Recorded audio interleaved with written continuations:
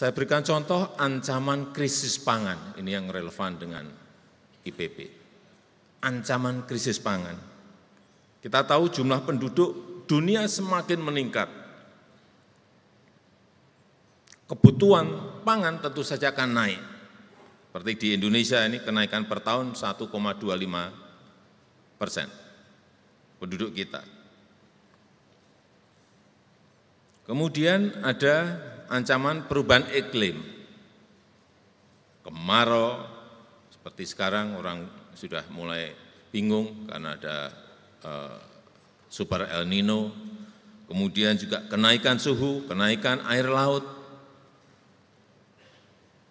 Ya kalau kita pikirkan secara ini ya khawatir, tapi saya kira tidak perlu khawatir. Yang paling penting solusinya seperti apa. Kemudian juga geopolitik yang semakin memanas. Rivalitas antara negara-negara besar.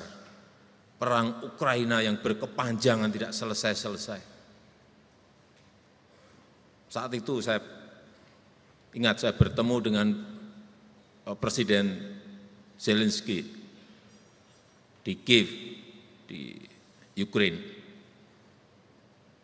Saya diskusi 2,5 jam, berbicara 2,5 jam dengan Zelensky. Beliau menyampaikan, di Ukraina itu ada 77 juta ton wheat, gandum, yang tidak bisa keluar untuk diekspor biasanya masuk ke Afrika dan masuk ke Asia. 77 juta ton berhenti. Karena pelabuhan Odessa diblok oleh Rusia. Dari Ukraina, saya ke Rusia. Bicara dengan Presiden Putin, 3 jam saya berbicara. Akhirnya keluar lagi angka, Presiden Jokowi, di Rusia ini ada 130 juta ton gandum berhenti.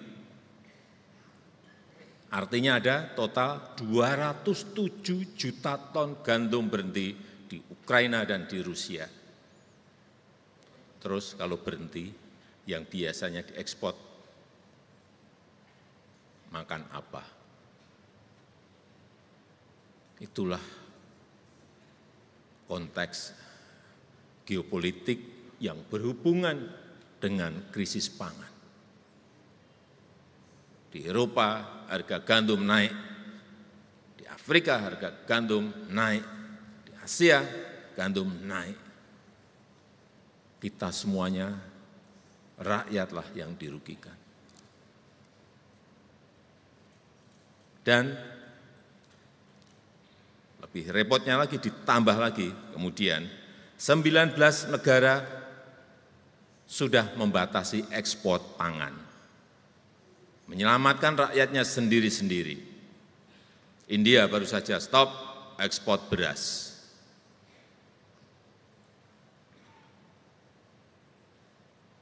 Akibatnya harga beras naik di semua negara. Kita mau memperbesar cadangan strategis beras kita, mau impor juga barangnya sulit didapatkan, tidak seperti yang lalu-lalu. Nyodorin barangnya, Pak ini dibeli, Pak ini dibeli, Pak ini. Sekarang mencarinya sangat sulit. Karena ingin menyelamatkan rakyatnya sendiri-sendiri, memberi makan rakyatnya sendiri-sendiri. Ini semua kenyataan yang harus kita hadapi. Harus kita sadari, kita terima, dan yang paling penting kemudian kita antisipasi apa yang harus kita kerjakan. Nah, ini tugasnya IPB, Pak Rektor. Urusan pangan ini sudah serahkan ke IPB.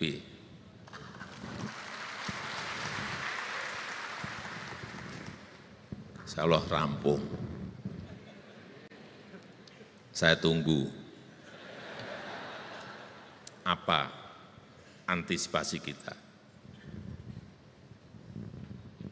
Rencana dan pelaksanaannya harus seperti apa. Oleh sebab itu, dengan tantangan-tantangan yang ada tadi, kita perlu inovasi besar-besaran yang bisa menjadi terobosan, yang bisa menjadi langkah besar kita ke depan itu seperti apa. Untuk menjadikan permasalahan pangan dunia sebagai peluang Indonesia untuk menjadi lumbung pangan.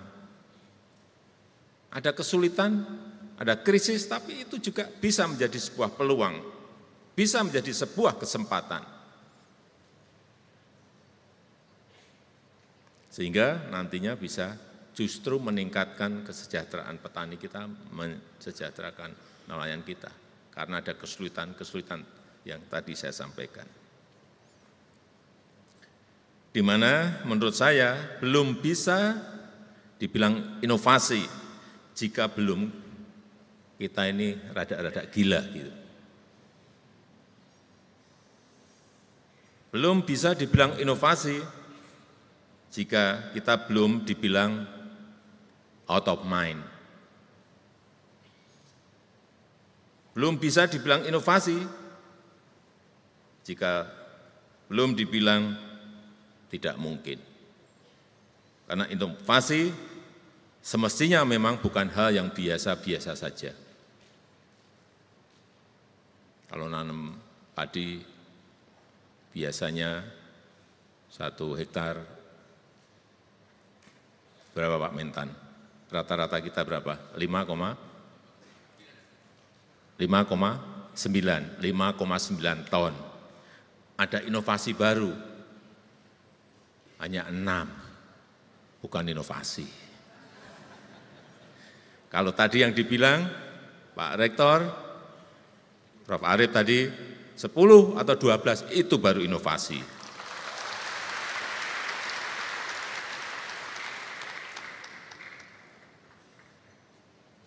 Dan saya setuju dengan konsep